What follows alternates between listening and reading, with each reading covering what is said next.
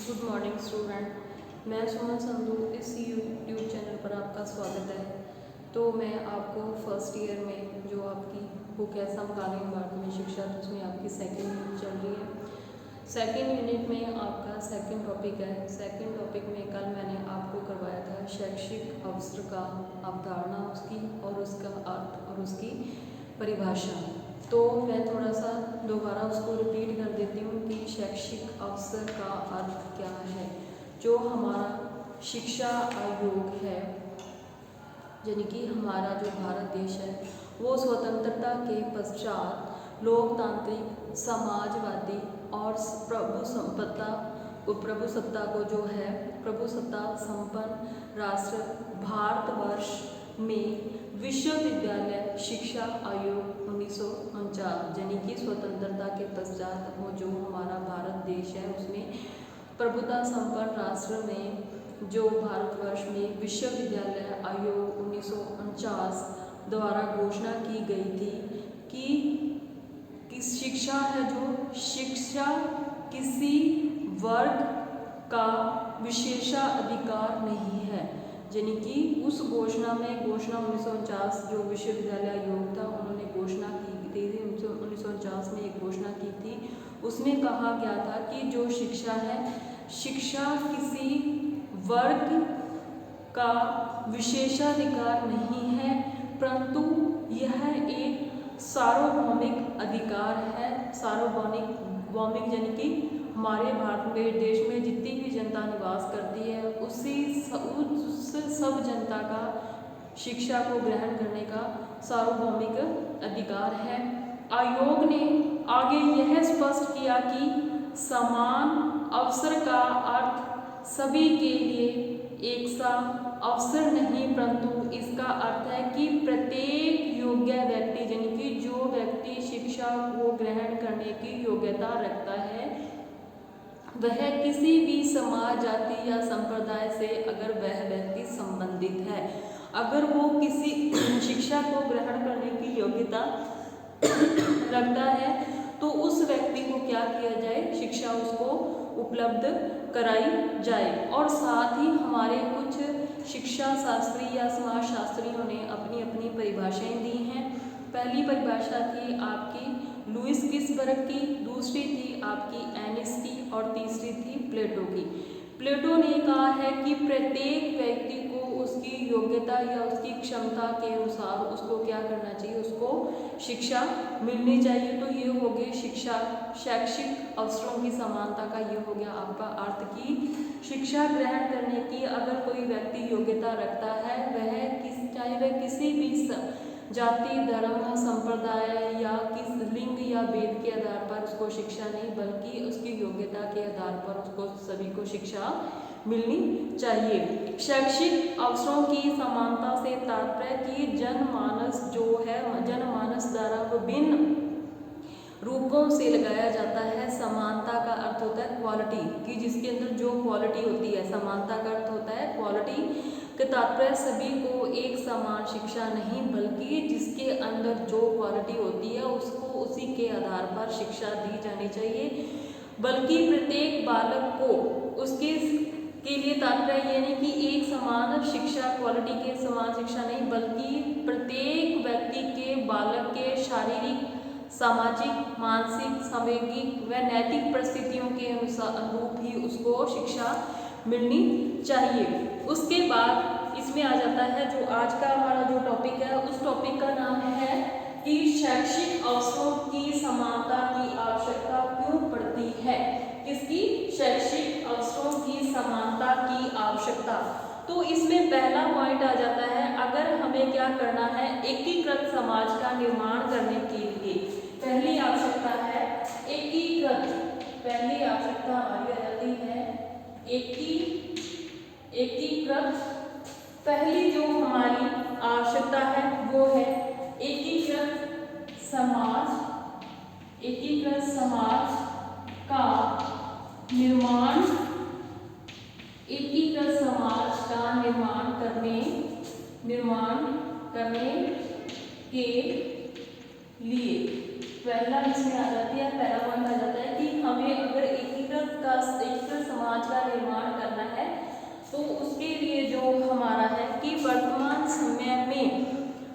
समय में सांप्रदायिक और जातीय संघर्ष, वर्तमान समय में जो हमारे की टाइम में जो चल रहा है, सांप्रदायिक और जातीय संघर्षों ने देश की एकता और जो हमारे सामाजिक प्रगति है, दोनों के लिए ही ये खतरा पैदा कर रही है। इसलिए देश में जो स्थानीय लोग निवास करते हैं, यानी कि जो लोग जिस राज्य में निवास करते हैं, जिस एरिया में रह रहे हैं, जो लोग स्थानीय प्रादेशिक भाषाई तथा अपने राज्य के प्रति उनमें क्या है, राज्य के प्रति आसक्ति में उनकी वृद्धि हुई है। इसी कारण जो है कि सिर्फ वो अशिक्षित होने के कारण अगर वो शिक्षा ग्रहण करते हैं, जिस भी एरिया में जो लोग निवास कर रहे हैं, अगर वहाँ पे सब लोग अशिक्षित हैं, तो उनको अपने समाज, अपने देश और लोकतंत्र जो हमारे भारत देश की जनता है उसके प्रति वो अपने कर्तव्य नहीं निभा पाते, ना ही उनकी क्या होती है, उनको पूर्ण जानकारी हो पाती है। इसी कारण लोगों के हृदय में संपूर्ण भारत भूमि का चित्र नहीं आता। इसी पृष्ठभूमि को देखते हुए एकीकृत समाज के निर्माण के लिए शैक्षिक अवसरों की जो समानता की महत्वपूर्ण भूमिका बनती है। दूसरा इसमें आ जाता है लोकतंत्र और स्वतंत्रता को सुरक्षित करने के लिए। 2 नंबर आ जाता है इसमें लोकतंत्र व स्वतंत्रता को सुरक्षित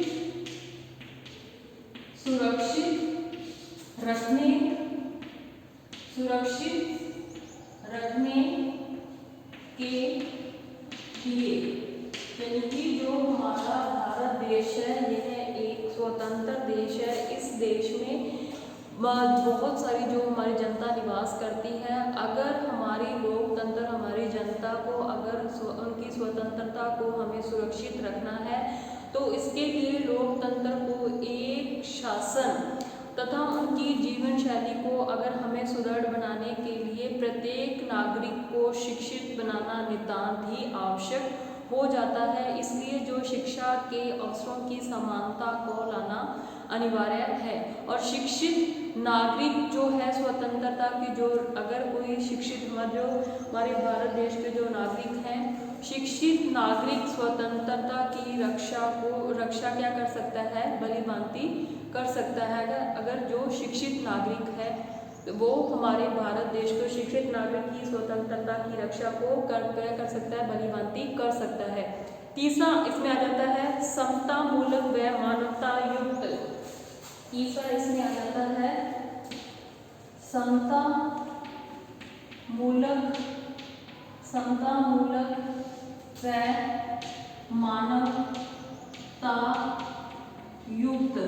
समता मूलक व मानवता युक्त समाज की स्थापना के लिए, मानवता युक्त समाज की स्थापना के लिए, समता मूलक व मानवता युक्त समाज की स्थापना के लिए। तीसरा पॉइंट इसमें आ जाता है कि समता मूलक व मानवता युक्त समाज की स्थापना के लिए। तो इसमें देखो कि समता मूलक यानी कि सामाजिक, आर्थिक तथा राजनीतिक न्याय प्रदान करने के लिए समता मूलक समाज की स्थापना अति आवश्यक हो जाती है। शिक्षा क्या करती है, समता मूलक अगर हमें किस एरिया का, किसी राज्य का अगर हमें सामाजिक, आर्थिक, अगर उसको राजनीतिक न्याय प्रदान करने के लिए समता मूलक समाज की स्थापना अति आवश्यक है। और यह परिवर्तन किसके माध्यम से आ जाता है, शिक्षा के माध्यम से यह परिवर्तन लाया जा सकता है। और शिक्षा जो यह सुनिश्चित करेगा कि लोग जाति, संप्रदाय, लिंग, भाषा, आर्थिक पिछड़ेपन आदि के कारण वंचित न रहें। किससे, शिक्षा से। अतएव जो हमारा सामाजिक व्यवस्था को अगर स्थिर रखने के लिए जो हमारे शिक्षा के अवसरों की समानता होना नितांत अनिवार्य हो जाता है। अगर हमें समतामूलक और मानवता युक्त अगर समाज की स्थापना करनी है तो यह कब संभव हो सकता है? शिक्षा के माध्यम से ही संभव हो सकता है। इसमें चौथा पॉइंट आ जाता है सामाजिक गतिशीलता में वृद्धि करने के लिए। 4 नंबर इसमें आ जाता है सामाजिक गतिशीलता। सामाजिक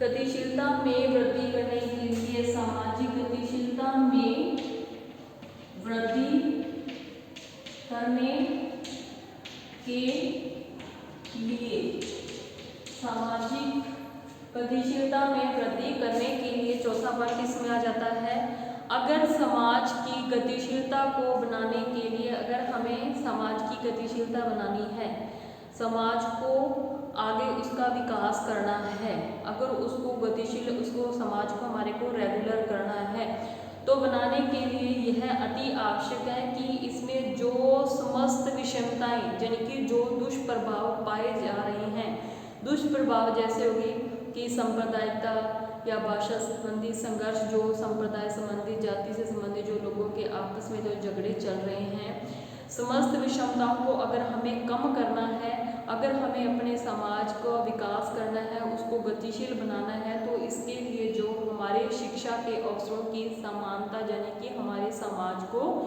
शिक्षित करना होगा और उसकी शिक्षा की ओर ध्यान देना होगा और इसी के आधार पर हम वहाँ पे हमारे समाज में जो सामाजिक विषमताएं पाई जाती हैं उन विषमताओं को शिक्षा के माध्यम से ही दूर किया जा सकता है। अगर हमें अपने समाज को क्या करना है, उसमें के अंदर उसकी रेगुलेटिव बनाए रखनी है, उसमें नए नए परिवर्तन करने हैं, तो यह परिवर्तन कब संभव हो सकते हैं? शिक्षा के माध्यम से ही संभव हो सकते हैं। उसके बाद इसमें 5 नंबर आ जाता है व्यक्तियों में निहित प्रतिभा। व्यक्तियों में 5 नंबर आ जाता है इसमें व्यक्तियों में निहित प्रतिभा। व्यक्तियों में निहित प्रतिभा व योग्यता और निहित प्रतिभा और योग्यता की पहचान के लिए, निहित प्रतिभा और योग्यता की पहचान के लिए वर्तमान समय में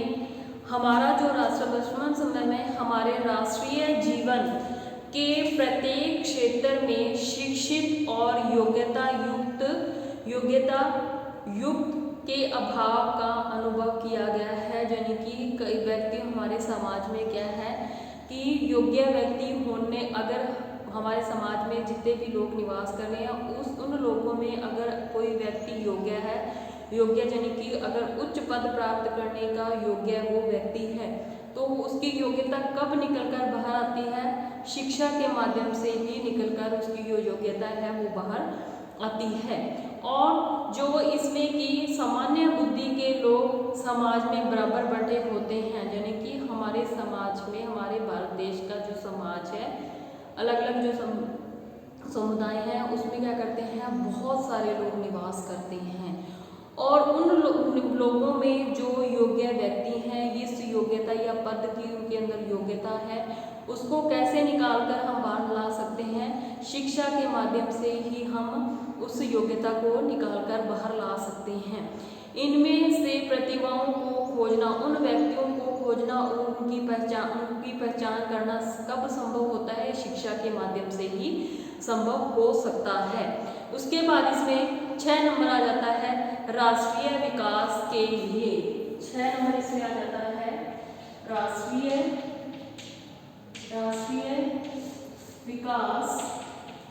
राष्ट्रीय विकास के